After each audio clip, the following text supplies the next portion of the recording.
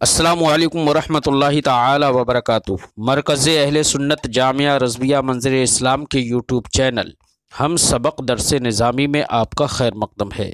پیارے بچوں، جنہوں نے اب تک ہمارے چینل کو سبسکرائب نہیں کیا ہے وہ ضرور سبسکرائب کر لیں اور بیل آئیکن یعنی گھنٹی بھی بجا دیں تاکہ ہر ویڈیو کی نوٹیفیکیشن اطلاع اپلوڈ کرتے ہی آپ تک پہنچ جائے، اور اپنے ساتھیوں سے بھی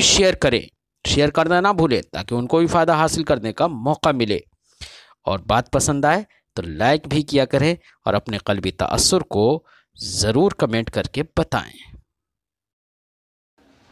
بسم اللہ الرحمن الرحیم۔ باب تزویج الیتیمہ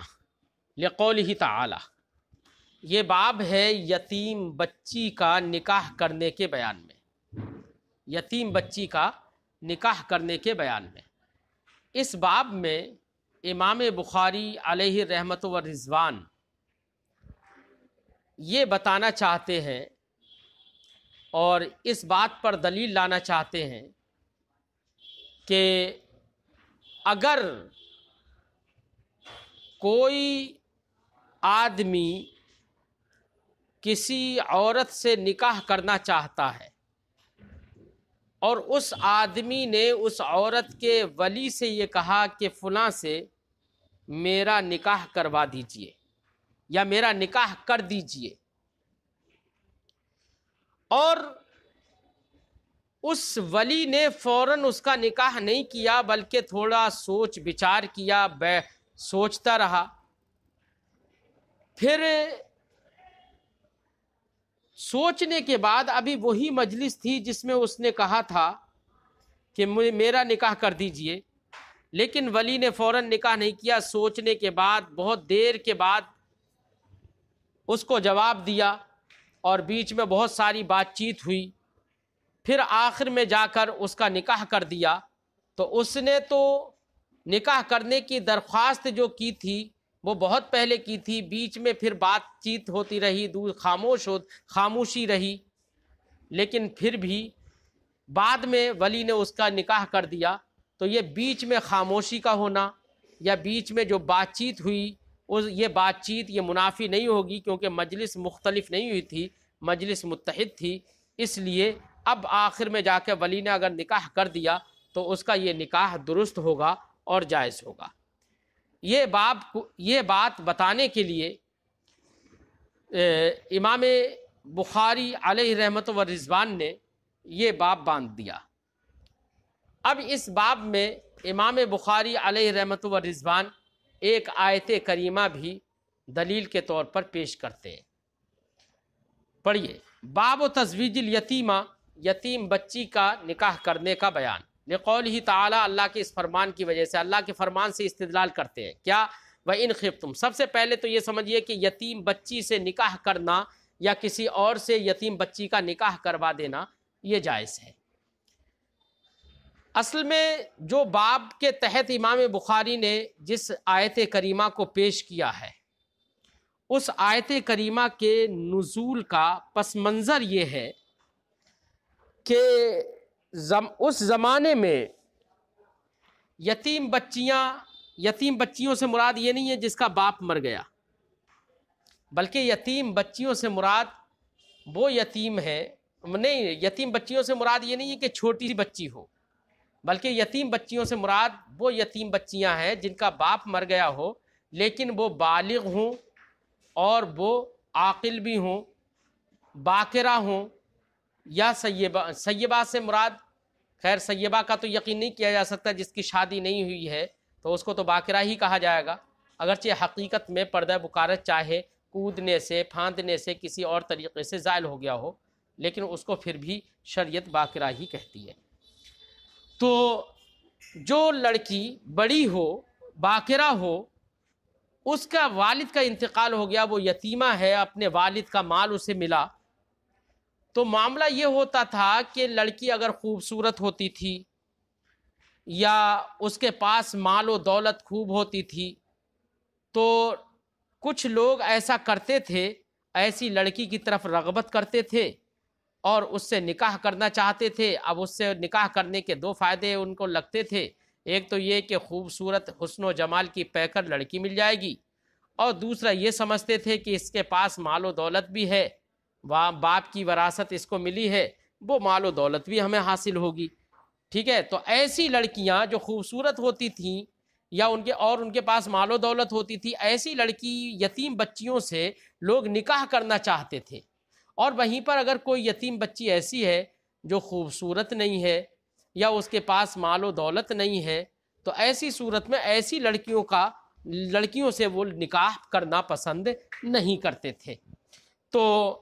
ایسے لوگوں کو حکم یہ دیا گیا کہ دیکھو، جب تم لڑکی یتیم بچی جب وہ خوبصورت نہ ہو یا اس کے پاس مال و دولت نہ ہو، تو جب اس سے تم نکاح کرنا پسند نہیں کرتے ہو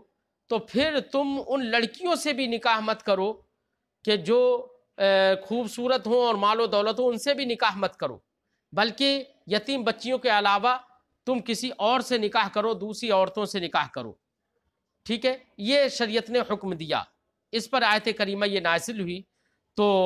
ان کو منع کر دیا گیا ایسی لڑکیوں سے نکاح مت کرو، کیونکہ تمہاری نظروں میں ان کی کوئی اہمیت نہیں ہے، تمہاری نظروں میں ان کے حسن و جمال اور ان کی مال کی اہمیت ہے، تو ایسے لوگوں سے ایسے نکاح کرنے سے لوگوں کو روک دیا گیا۔ معاملہ یہ تھا، ہمارے محدثین نے فرمایا ہے کہ ایسی یتیم بچیاں جو حسن و جمال والی ہوتی تھیں اور جن کے پاس مال و دولت ہوتی تھی، ایسی یتیم بچیوں سے نکاح کرنے کی ہوڑ لگی رہتی تھی، یہاں تک کہ یہ دیکھا گیا کہ ایک ایک آدمی کے پاس بہت کئی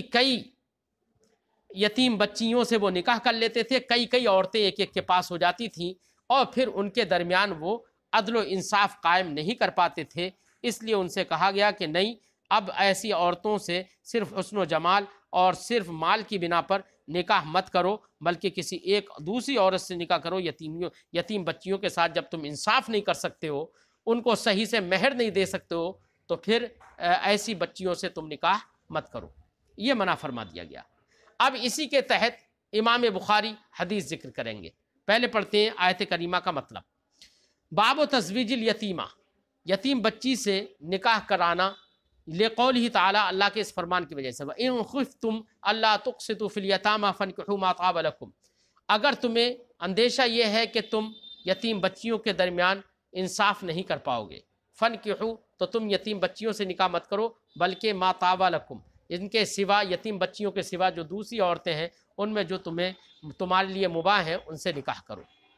فرمایا وَإِذَا قَالَ لِلْوَلِيِّ زَوِّجْنِي، ایسے ہی یہ باب ہے اس بیان میں کہ اگر کسی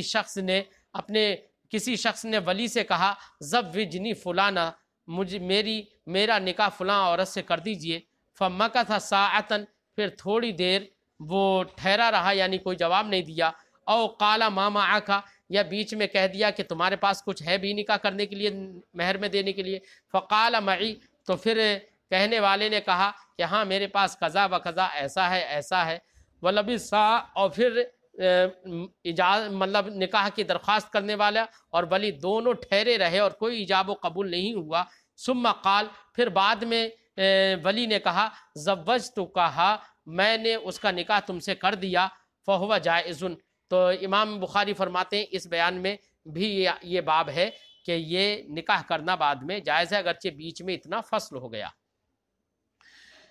فیہ سہل ان نبی صلی اللہ علیہ وسلم، اس باب میں حضرت سہل کی حدیث ہے جو نبی کریم صلی اللہ علیہ وسلم سے مروی ہے۔ حضرت سہل کی حدیث اس سے پہلے بار گزر گئی، جس کا مفہوم یہ تھا کہ نبی کریم صلی اللہ علیہ وسلم کی بارگاہ میں ایک صاحبہ آئیں جنہوں نے عرض کی، یا رسول اللہ، میں اپنے آپ کو چاہتی ہوں کہ آپ مجھ سے نکاح فرما لیں۔ سرکار نے ان کے سر سے لے کے پیر تک نگاہ ڈالی، اور نگاہ ڈالنے کے بعد سرکار نے فرمایا مجھے ضرورت آج نہیں ہے نکاح کی۔ تو سرکار دو عالم صلی اللہ علیہ وسلم کی بارگاہ میں ایک صاحب اور بیٹھے ہوئے تھے، انہوں نے کہا یا رسول اللہ، آپ ان کا نکاح مجھ سے کر دیجئے۔ پھر سرکار نے خاموش ہوئے اور سرکار نے فرمایا کہ کیا تمہارے پاس کچھ ہے؟ تو وہ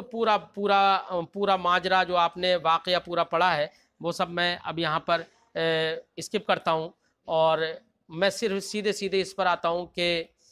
کہ نبی کریم صلی اللہ علیہ وسلم نے دیکھیے ان سے بہت ساری باتیں کی، تمہارے پاس یہ ہے، وہ ہے، یہ ہے، وہ ہے، انہوں نے کہا یہ ہے، انہوں سرکار نے فرمایا کیا تمہارے پاس لوہے کی ایک انگوٹھی بھی ہے، تلاش کر کے لے آؤ۔ وہ تلاش کرنے گیا، کچھ نہیں ملا، تو سرکار نے آخر میں جا کے فرمایا کہ کیا تمہارے پاس قرآن ہے؟ تو انہوں نے کہا ہاں ہاں یا رسول اللہ، میں یہ پڑھ لیتا ہوں، یہ پڑھ لیتا ہوں، یہ یاد ہے، یہ یاد ہے سب۔ تو سرکار نے فرمایا اسی پر ہم نے تمہارا نکاح کر دیا۔ تو دیکھیے بیچ میں انہوں نے جب درخواست کی تھی تو وہ بہت پہلے کی تھی، بیچ میں بہت کچھ ہوا، یہاں تک کہ تلاش کرنے گئے، تلاش کر کے لوٹ کر آئے، کچھ نہیں ملا۔ پھر اس کے بعد سرکار نے فرما دیا ٹھیک ہے میں نے تمہارا نکاح کر دیا، تو یہ نکاح کرنا جائز ہے اس بیان میں۔ تو فرماتے ہیں کہ اس باب میں سہل کی حدیث نبی کریم صلی اللہ علیہ وسلم سے جو مروی ہے وہ موجود ہے، جس کا ہم نے خلاصہ بیان کیا۔ اب امام بخاری علیہ رحمۃ و رضوان حدیث ذکر کرتے ہیں۔ فرماتے ہیں حدثنا ابو الیمان، ہم سے حدیث بیان کیا ابو الیمان نے، قال انہوں نے کہا اخبرنا شعیب، ہمیں خبر دی شعیب ابن ابی جمرہ نے، وہ روایت کرتے ہیں عن الزہری، حضرت امام زہری سے، وہ کہتے ہیں وقال اور کہا امام، یہ تحویل سند کیا، قال امام فرماتے ہیں کہ قال لیث نے کہا حدثنی عقیل، ہم سے حدیث بیان کی عقیل ابن خالد نے، وہ روایت کرتے ہیں عن ابن شہاب، حضرت ابن شہاب سے، وہ کہتے ہیں اخبرنی عروۃ، مجھے خبر دی عروہ ابن زبیر نے، انہ سأل عائشہ، کہ انہوں نے حضرت عائشہ صدیقہ رضی اللہ تعالی عنہا سے پوچھا، قال لہا یا امتا، تو حضرت عروہ ابن زبیر نے حضرت عائشہ سے کہا یا امتا، ماں کو کہتے ہیں،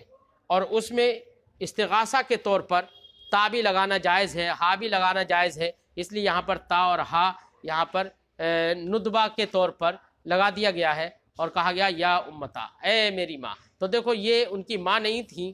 بلکہ ان کی کیا تھی، خالہ تھیں، تو پھر بھی اپنی خالہ کو انہوں نے یا امتا کہا ہے نا۔ تو اس سے پتہ چلتا ہے کہ ماں، خالہ کو بھی بچہ ماں اگر کہہ دے تو کوئی حرج نہیں ہے، بلکہ خالہ کی اہمیت اور عظمت بچوں کی نظروں میں ویسی ہی ہونا چاہیے جیسے کہ ماں کی اہمیت ہے، کیونکہ ماں، خالہ کا درجہ تقریباً ماں کی طرح ہے۔ فرماتے کہ انہوں نے حضرت عائشہ سے کہا یا امتا وَإِنْ خِفْتُمْ أَلَّا تُقْسِطُوا فِي الْيَتَامَى إِلَىٰ مَا مَلَكَتْ أَيْمَانُكُمْ، یہ آیت کریمہ انہوں نے پڑھی کہ وَإِنْ خِفْتُمْ أَلَّا تُقْسِطُوا فِي الْيَتَامَى فَانكِحُوا مَا طَابَ لَكُمْ إِلَىٰ آخر، یہاں تک کہ مَا مَلَكَتْ أَيْمَانُكُمْ تک پہنچ گئے۔ تو اس کے بارے میں انہوں نے سوال کیا یہ حضرت عائشہ سے کہ اس کا کیا مطلب ہے، اس کا مطلب بتائیے۔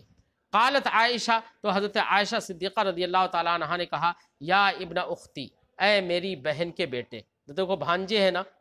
بہن کے بیٹے ہیں تو بھانجے ہیں، اور وہ اپنی خالہ کو امتا کہہ رہے ہیں، ماں کہہ رہے ہیں۔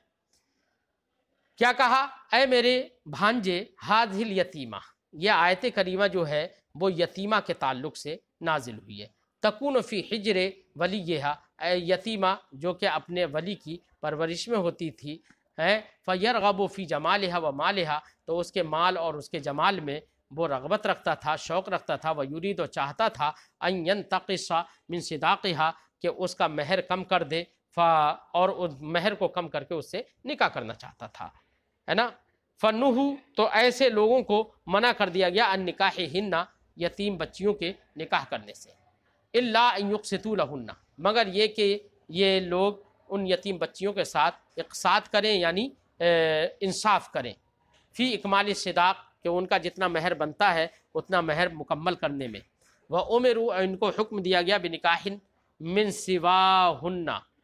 بنکاح من سواہن من النساء، اور ان کو حکم دیا گیا کہ ان کے سوا دوسری عورتیں جو ان کے لیے مباح ہیں ان سے نکاح کریں۔ قالت عائشہ، حضرت عائشہ نے فرمایا استفتى الناس رسول اللہ صلی اللہ علیہ وسلم، رسول اللہ صلی اللہ علیہ وسلم سے لوگوں نے استفتاء کیا، یعنی مسئلہ پوچھا، بعد ذالک، اس کے بعد، فانزل اللہ، تو استفتاء کیا، تو بعد ذالک فانزل اللہ، تو استفتاء کرنے کے بعد لوگوں نے جب پوچھا تو سرکار اللہ رب العزت نے نبی کریم پر یہ آیت کریمہ نازل فرمائی، کیا، یستفتونک فی النساء، اے محبوب تم سے لوگ عورتوں کے بارے میں استفتاء کرتے ہیں۔ اور یہ آیت کریمہ کہاں تک، الا ترغبون، کہاں تک، ترغبون تک۔ فانزل اللہ لہم فی ہذہ الآیہ، تو حضرت عائشہ نے فرمایا اس آیت میں اللہ نے ان لوگوں کے لیے یہ حکم نازل کیا، کیا، ان الیتیم اذا کانت ذات جمال و مال،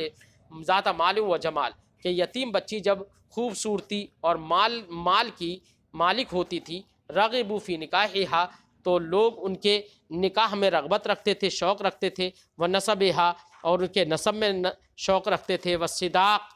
اور مہر میں. لیکن یہ جس مہر میں شوق رکھتے تھے یہ مہر مثل نہیں تھا، بلکہ کم مہر میں شوق رکھتے تھے کہ کم مہر دے کے اس سے شادی کر لیں گے. وَإِذَا كَانَتْ مَرْغُوبًا عَنْهَا، اور جب عورت مرغوب عنہا ہوتی تھی، بیٹا رغیبہ کا صلہ جب فی آئے تو اس کا معنی ہوتا ہے شوق رکھنا، رغبت کرنا، اور رغیبہ کا صلہ جب عن آئے تو اس کا معنی ہوتا ہے روگردانی کرنا اور شوق نہ رکھنا. وَإِذَا كَانَتْ مَرْغُوبًا عَنْهَا، اور جب لڑکی مرغوب عنہا ہوتی تھی یعنی اس میں وہ لائق شوق نہیں ہوتی تھی، اس اچھی نہیں لگتی تھی، فی قلت المال، مال کی کمی میں، ترکوہا تو اس کو چھوڑ دیتے تھے، اس سے نکاح نہیں کرتے تھے. وَأَخَذُوا غَيْرَهَا مِنَ النِّسَاء، اور اس کے علاوہ دوسری عورتوں کو پکڑ لیتے تھے، دوسری عورتوں کو لے لیتے تھے، دوسری عورتوں سے نکاح کر لیتے تھے. قالت، تو حضرت عائشہ نے فرمایا فَكَمَا يَتْرُكُونَهَا حِينَ يَرْغَبُونَ عَنْهَا، تو جیسے یہ لوگ اس لڑکی کو چھوڑ دیتے ہیں، یتیم بچی کو، جس میں یہ رغبت نہیں رکھتے اور روگردانی کرتے ہیں، فَلَيْسَ لَهُمْ، تو ان لوگوں کے لیے یہ جائز نہیں ہے، مباح مناسب نہیں ہے، أَن يَنْكِحُوهَا، کہ ان لڑکیوں سے نکاح کریں، اذا رغبوا فیہا، جب اس میں ان کو رغبت ہو، الا ان یقسطوا لها، مگر یہ کہ ان کے لیے انصاف کریں، ویعطوها حقها، اور ان کو ان کا حق ادا کریں. کون سا حق؟ الاوفا، پورا حق ادا کریں. کس سے؟ من الصداق، یعنی مہر سے، یعنی پورا نکاح، پورا مہر دیں. تو اب اس سے یہ پتہ چلا کہ اس باب میں امام بخاری نے جو حدیث ذکر کی، اس حدیث سے یہ تو معلوم نہیں ہوا کہ اگر کسی شخص نے کسی سے نکاح کرنے کے لیے کہا اور ولی نے دیر کی، اور دیر کرنے کے بعد بیچ میں دوسری باتیں ہوتی رہیں، پھر بعد میں نکاح کر دیا تو وہ نکاح جائز ہوگا. اس حدیث سے یہ بات تو معلوم نہیں ہوئی، لیکن اس حدیث سے یتیمہ والی بات، کس سے؟ کہ ان خفتم اللہ تقسطوا فی الیتامى فانکحوا ما طاب لکم، اس آیت کریمہ کی تفسیر حدیث پاک سے معلوم ہوئی. حضرت عائشہ کے قول سے آیت کریمہ کی تفسیر، اس کا شان نزول اور اس کا پس منظر معلوم ہوا، اور کیا جائز ہے کیا درست ہے وہ سب معلوم ہوا. اگرچہ اس حدیث سے وہ نہیں معلوم ہوا ولی والی بات، کہ ولی نے اگر کسی سے نکاح کر دیا باتیں کرنے کے بعد بھی، تب بھی اس کا نکاح جائز ہے. لیکن اس کے بارے میں امام بخاری نے فرما دیا تھا کہ ہاں اس مسئلے میں سہل کی حدیث ہے جو نبی کریم صلی اللہ علیہ وسلم سے مروی ہے، وہ حدیث اسی مسئلے پر دلیل ہے. تو امام بخاری نے اس باب میں دو باتیں ذکر کی، ایک تو یتیمہ کا حکم، اور دوسرا یتیمہ سے نکاح کا حکم، اور دوسرا یہ کہ ولی سے اگر کسی نے نکاح کرنے کے لیے کہا اور اس نے بیچ میں بات چیت کری اور مجلس متحد رہی، تو اس کے بعد بھی اس نے نکاح کر دیا تو وہ نکاح ہو جائے گا، یہ جائز ہے. یہ دو باتیں امام بخاری علیہ رحمت و رضوان نے اس باب میں ذکر کی.